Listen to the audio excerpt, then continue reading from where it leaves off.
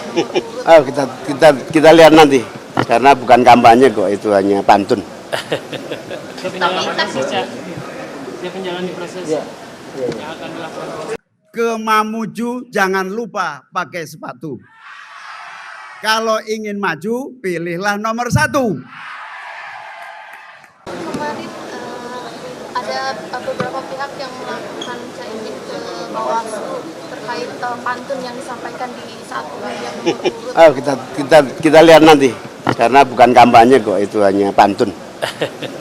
Siap menjalani proses yang akan dilakukan. Kita lihat aja, kita tunggu aja. Tapi terlalu berlebihan nggak sih, Cak? Ya biar aja, namanya aspirasi kan beda-beda. Masyarakat beda-beda. Yang jelas kita bersyukur dukungan semakin kuat kepada Amin, apalagi dukungan dari para kiai, para ulama yang punya masa besar, itu harus kita syukuri, dan tentu ini menjadi bagian dari upaya kita memenangkan Amin 2024. Amin.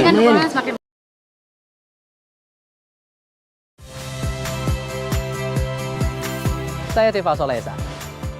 Saksikan program-program Kompas TV melalui siaran digital, pay TV, dan media streaming lainnya. Kompas TV, independen, terpercaya.